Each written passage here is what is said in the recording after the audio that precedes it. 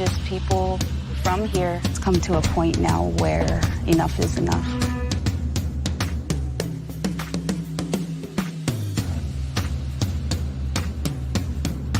We hatched this plan, a running exploratory road trip.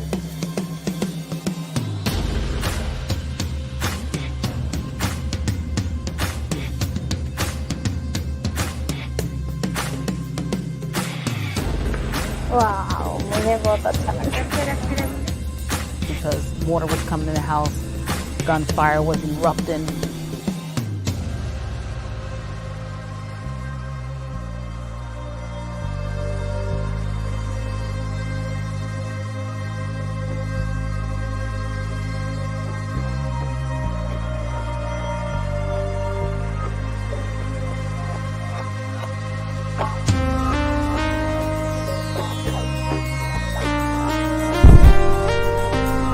No, never thought that it would come to this.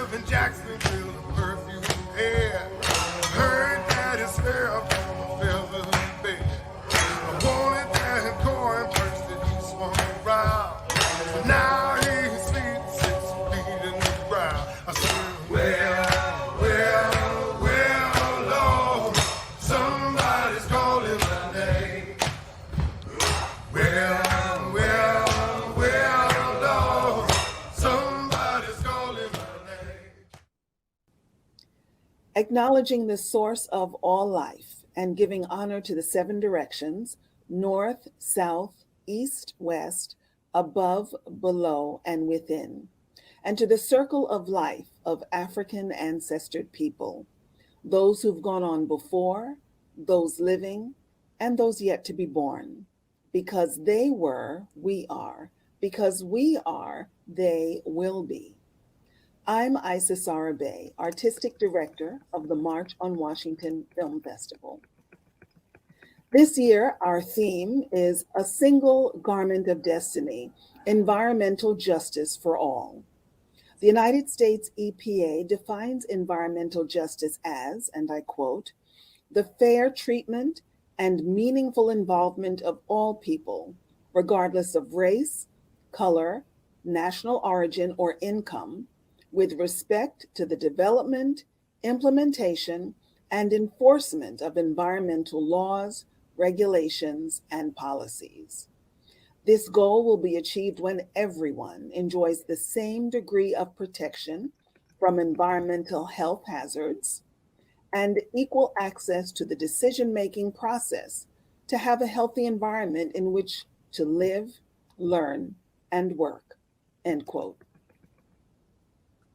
This year's festival highlights the fact that people in racially and economically underserved communities suffer the devastating effects of the ongoing weather crisis more severely, from toxic factory waste, polluted air and water, farm drought, rising sea levels causing whole island nations to relocate, floods in cities and towns, and fires sweeping across miles of land. No one is immune. Everyone is touched. The machinery of change grinds slowly, many say too slowly, to address the crisis at hand. We cling to old ways and fight over politics and positions for power and profits. This is where activism comes in. Individuals who stand up and speak out to organize their families, friends, neighborhoods, towns, and schools. And they are often the youngest among us. Martin Luther King Jr. was just 26 years old when he led the 1955 Montgomery bus boycott, a pivotal protest of the civil rights movement. Claudette Colvin was 15 when she refused to give up her seat on a segregated bus and was dragged off and arrested 9 months before Rosa Parks was arrested. More than 1,000 youngsters ages 7 to 18 skipped school on May 2nd, 1963, in a children's march in Birmingham, Alabama. They carried signs and sang songs and were met with police dogs and arrested. Hundreds of 18, 19, and 20-year-olds volunteered for Freedom Summer in 1964 to register African Americans to vote in Mississippi. 3 of them, Andrew Goodman, James Chaney, and Michael Schwerner, were snatched and murdered on their first day. I remember several years ago hearing Daniel Goodman describe to our festival audience the day his older brother asked their parents permission to go to Freedom Summer. Andrew was just 20 years old. The panelists in our Youth Activists Roundtable are equally committed and courageous. Jerome Foster II started protesting in 10th grade as part of the hundreds of teens worldwide who took part in the Fridays for Future climate strikes. Jerome stopped counting after 50 Fridays standing in front of the White House.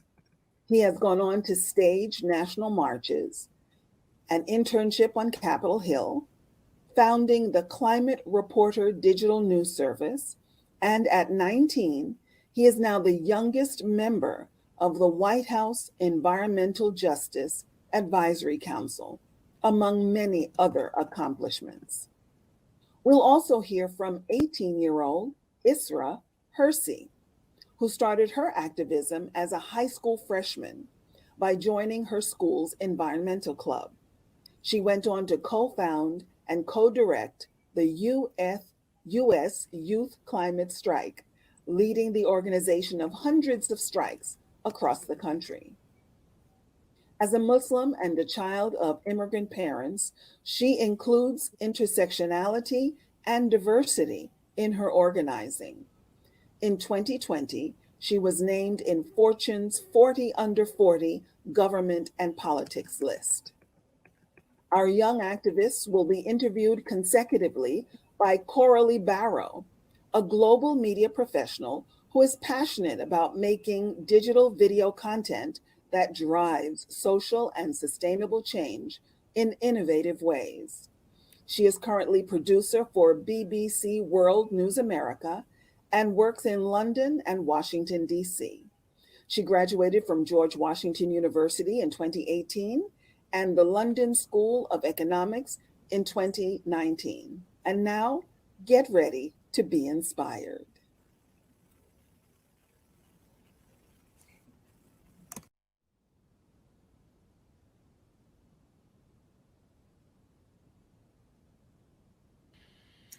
All right. Well, now I'm going to take a few minutes and speak with Jerome Foster. Jerome, how are you doing today? I'm doing good. How are you? Doing well. Well, Jerome, let's cut to the chase. You know, a few years ago, you stood outside of the White House for, was it 58 weeks, you know, during a school strike for climate. Tell me a little bit more about that experience. Yeah, so after I was a journalist and did a lot of work in the news space, I transitioned into an activism. And one of the ways I did that was through a climate strike. That was after a while of basically organizing in my community. And I was like, why don't I join this movement of, at the time, about a few hundred young people across the world, like doing these climate strikes. So I organized around 400 of my classmates to go to the White House and to organized for the passage of the Climate Change Education Act. And 58 weeks later, this is exactly 58 weeks, so after a while I just stopped counting properly. So it's anywhere between 50 and 80 weeks that I protested in front of the White House. And also over the summer, I had the honor of protesting in front of the Harvard University Library. And in these past 2 weeks, we achieved our goal of them divesting from fossil fuels. So there's been some change from our protests, so that's great. And how is it, you know, being so young and trying to influence, you know, the president, the White House, like people in power, that you're young and your voice matters? What kind of difficulties, especially in your climate strike, did you encounter in, you know, convincing people that your voice matters and that this issue mattered to you? Absolutely. I think that when I started, I was expecting a similar response to the work that I did with DC Council of like trying to get that bill passed, one testify, meeting, like being in there for a couple of days, and they'd understand the gravity of the situation, and they'd understand to the extent that they have to make drastic changes. But because of the fact that I was at the White House and the climate of politics at that time, it was falling on deaf ears. But the fact that we were feet away from it every single week, demanding climate action and urgent action to protect our future, it was undeniable. We saw massive shifts in Congress because of the fact that we're protesting every single week all across the country. But the reality of the fact is that being there every single Friday and feeling the fact that you're yelling in the abyss of the White House and expecting no response to them have the next president come in and say, join our team, was a really stark difference in a understanding of the fact that it can't be a massive shift like this every 4 years. We have to have steady leadership that understands and respects and stands behind the science, because young people shouldn't have to skip school for 58 weeks for people to just understand that we're in a climate emergency. And that brings me, you know, to my next point. You're 19 years old and you're a Biden White House advisor. First of all, how did you get to that point? And what has it been like so far? You know, what do your duties as an advisor entail? Was it like, you're the youngest person probably, you know, as an advisor.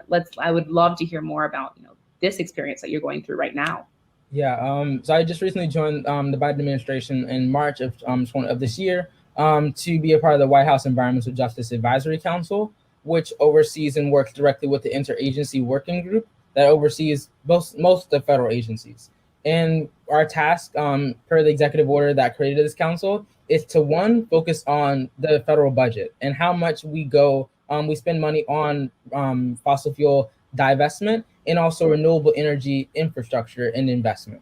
So one of the ways that we do that, one of the first things that we worked on was called the Justice 40 Initiative, where we allocated and made sure and directly oversaw that 40% of executive funds must go to frontline communities, primarily Black and Brown and women-led communities and Indigenous-led communities that don't get the necessary investment to meet the scale, scope, and speed of the climate crisis. And another thing that we work on, we're split into 3 different working groups. The second thing is executive order. We work on writing and drafting recommendations for the executive orders that President Biden works on. And also we work on infrastructure investment. So communities and community leaders can directly petition their local governments for increased investments, whether that's seawall or other things that are needed to combat the climate crisis. So what hope do you have, you know, under this administration that you're working for concrete actions and concrete change, you know, in the climate justice movement? What kind of hope do you have? What can what can we expect from the Biden White House with regards to climate policy? Yeah, especially when it comes to Biden, it has been a continual push because people don't realize that in the beginning, Biden basically was pretty moderate on climate. He was the guy that said we need a middle of the road approach. And it was because of young people that came together from the Sunrise Movement to 350.org and these climate marches that literally at every stop we had meetings to meet with Biden and every single presidential candidate to get to the state that he's at. And really all we have are promises.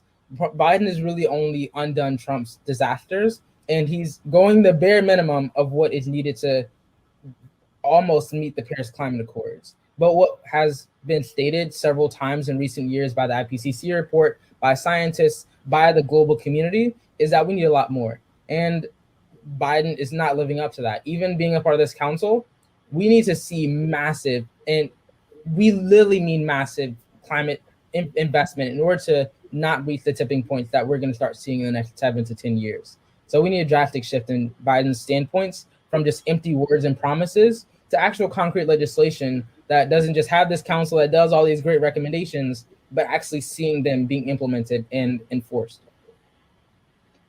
And I mean, it's been a summer. We've seen floods in China, fires in California, New York City subway stations underwater. Yeah. It's been quite the summer, and it's been quite a visual summer, for many people with regards to what climate change, the effects of climate change. You're based in the DC, you're based in the White House. What kind of work do you hope to do with other young leaders in the climate change sector, with other young people in other countries? How do you plan to come together with leaders all across the world? And I'd love to hear more about plans you have, to partner up with maybe countries in the global South as well. Yeah, absolutely. When it comes to the work that we're doing in the global South and in other communities across the world, the first thing is that we're having a global climate strike. And on the 24th, we're making it known that our demands must be implemented and not just used and restated in speeches. And the way that translates into my work at the White House is that we're creating a civilian climate corps, which will be the largest jobs in package in American history, back to the 1930s with the Civilian Conservation Corps. And this is a revamp of that in this modern context to employ millions of young Americans to work on revitalizing our national parks, making sure that after a major disaster, we have people going door to door to make sure they have the supplies they need and the resources they need to be able to survive past these moments and to have their communities rebuilt because of the lack of investment that's already happened, that's not happening. And I think that one of the major ways that we're seeing that now is because of Hurricane Ida and because of the major disasters that have happened through the summer. We've seen that one in every three Americans have been impacted by a natural disaster.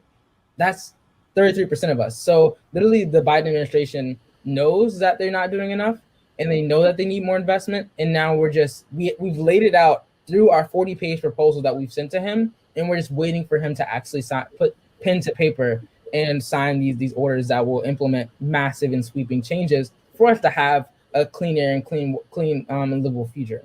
And that's what we're fighting to protect and fighting to advance. And lastly, Jerome, can we continue to live the way we're living and continue to live, high consumption, fast-paced life? Can we continue living like this? I can argue that we're never supposed to be living the lifestyle that we're living right now. If we think about the climate crisis, a lot of people like to talk about the fact that it started with the Industrial Revolution, but it really started with the roots of this crisis go back to the ideology of continual extraction and continual pollution, whether that's of people, whether that's of animals, or whether that's of our environment. That started with continual racism, that continued with continual misogyny and sexism, and that continues to this day where we're seeing environmental racism, where over 80% of coal-fired power plants are placed in Black and brown communities. So if we think about the lifestyle is for the few that can afford to live these luxuries and to live this lifestyle but other people, almost the vast majority of the world, are suffering because of it. The United States makes up almost 4% of the entire globe, but we emit more than 20%. We emit the most, but we're seeing the disasters the least. While communities all across the global south, from South America to Southeast Asia to the African continent, are reeling by being impacted the first and the worst, but by polluting the least. That does not sound like a fair, equitable world that we want to live in. And that means that our lifestyle has to change from something that continues to rely on extraction as a way to get rid of blame, and actually think about an economy that is not only just focused on growth, but development. Where if we think about the world as a tree at some point decides, I've grown enough. I have extended my roots enough. Now I need to make sure that every branch that has grown has equal access to nutrients. And right now we're only seeing one branch that has equal access, and that's Europe and America, while the rest of the world is suffering. So that is a major change that we need to see. Well, Jerome, thank you so much. I really wish you the best in your future endeavors. You're doing great work. Thank you for joining us today. Thank you.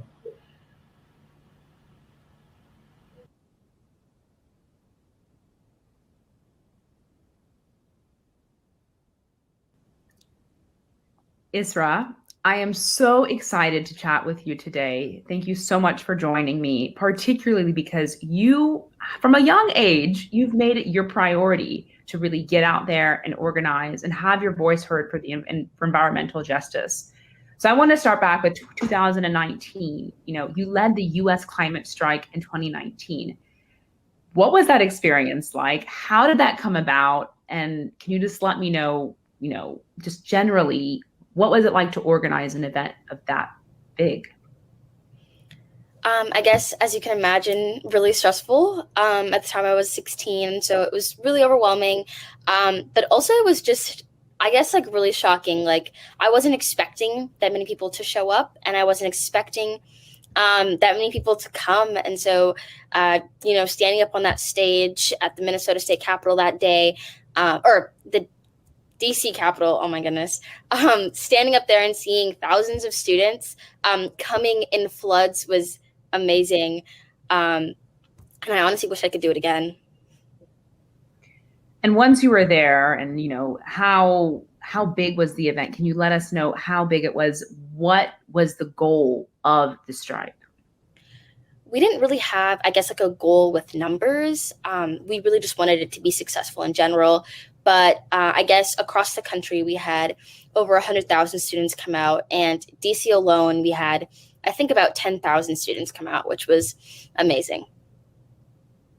That's really incredible. And 2019, this happened. 2020 came about. And how have you been able to really get your voice out, get your message out there during the pandemic? How was organizing during the pandemic? What kinds of methods did you have to go through, kind of switch up how you did things?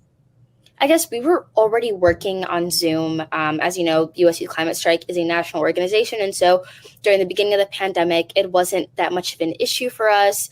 We just moved back online, as we already were. But I guess it kind of changed a lot towards social media and doing more digital organizing rather than out on the streets, just to protect the safety of our organizers, but also, people in general. And I want to take it back to, the reason why you were doing that. What was it that you and so many other young activists were seeing around you, hearing around you, that really made you feel like, what, it's time we come together and it's time we stand up and say something? I guess, honestly, the more that I heard about our reality, whether it be the UN climate report in 2018 or Line 3 or Flint's water, it's just the more issues that happen and the more situations that pile up, I guess the more people want to create change. And I think it's getting to the point where we can't just sit around. We can't just let it all happen. We have to do something. And you spoke a lot about, organizing virtually. I mean, I see you're quite active on TikTok, Instagram. How are you using these tools, to organize and to draw attention? Are you finding it easier to get your message out rather than, convene thousands of people? Or is it a bit harder? You're not able to congregate and to speak about your issues together?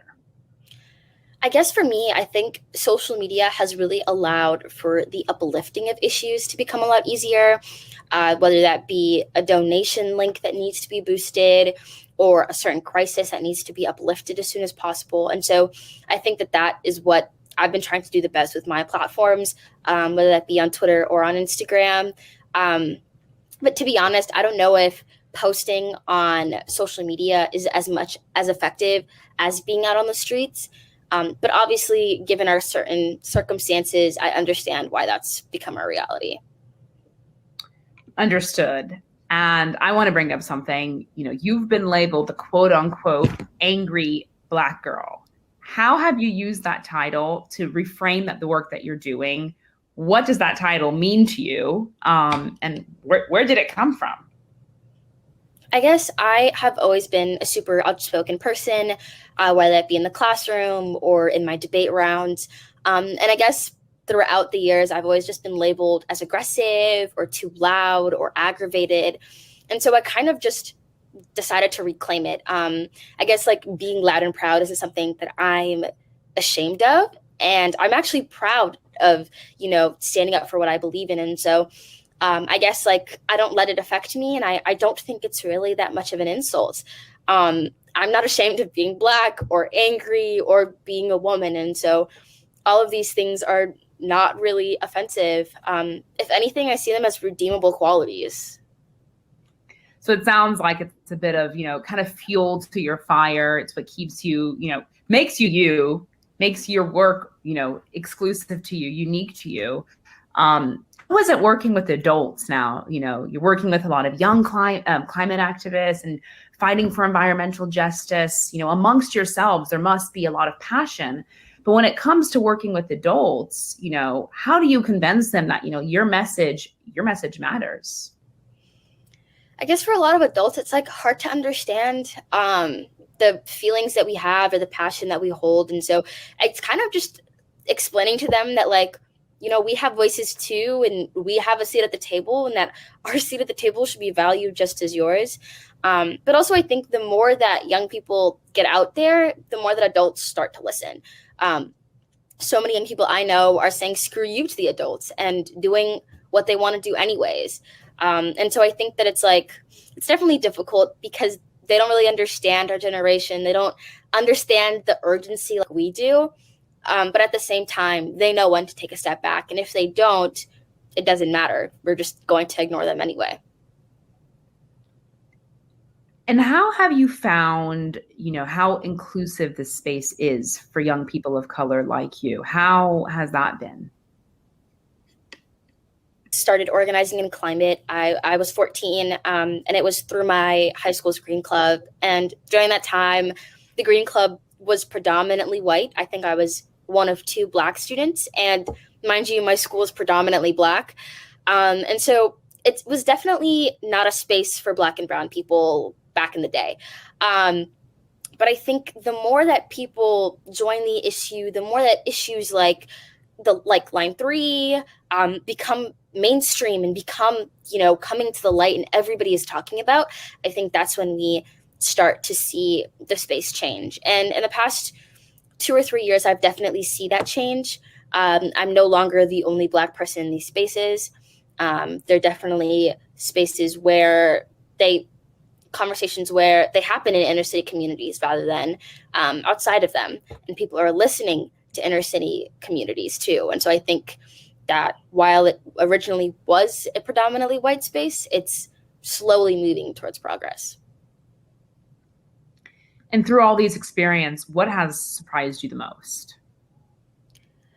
Honestly, I don't even know if much has surprised me. I kind of expected the reality of what the climate space is. I'm not surprised by the fact that people are tokenized or not listened to or are spoken over. I feel like these are all things that happen in so many other spaces, and they just repeat itself.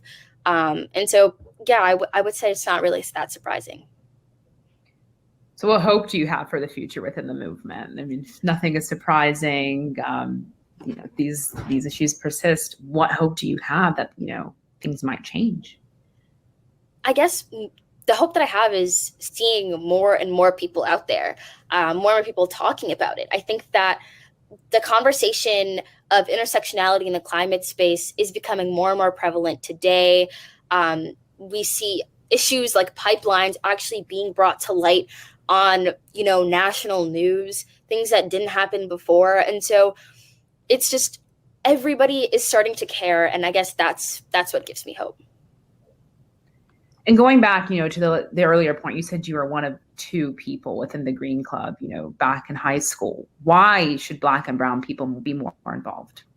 Well, because it impacts us the most, things like environmental racism, asthma rates. The most polluted places in this country are urban cities. And like in my hometown in Minneapolis, one of the worst or one of the highest rates of asthma comes from a predominantly Black neighborhood due to the placing of recycling plants, things like food deserts, like everything about the climate crisis is targeted at Black and brown communities. We see this with Line 3.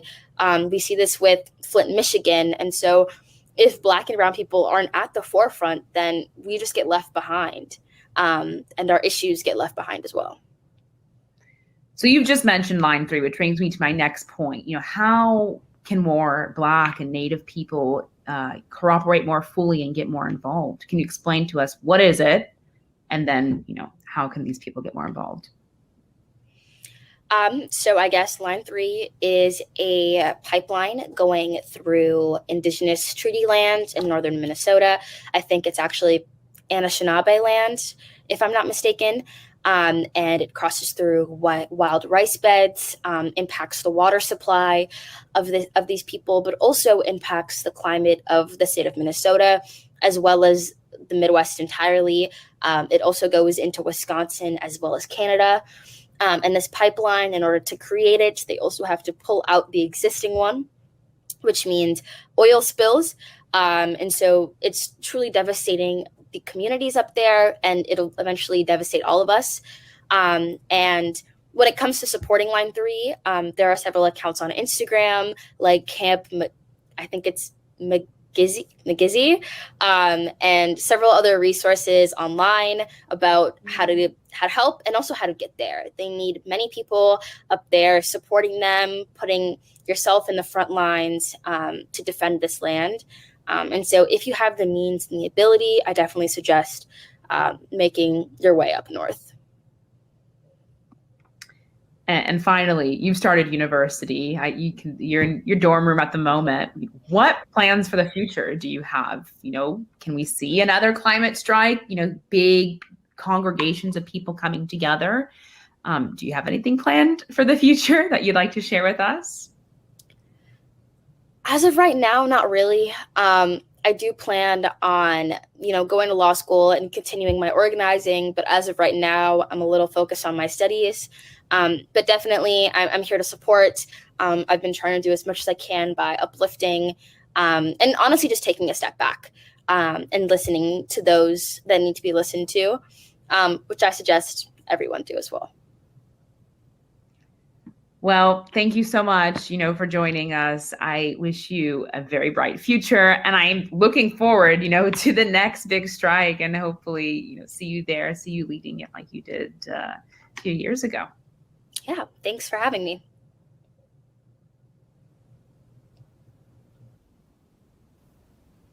My thanks to Koralie, Jerome, and Isra for their dedication and inspiration. And my thanks to all of you for watching. Be sure to check out the Educational Resources tab and all of the festival's films and virtual events at our website, www.MOWFF.org.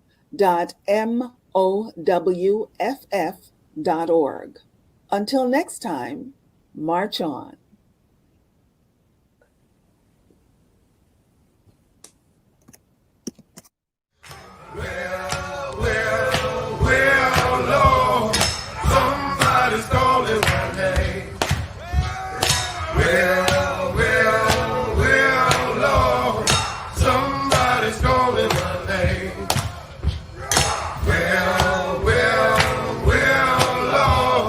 Somebody's calling.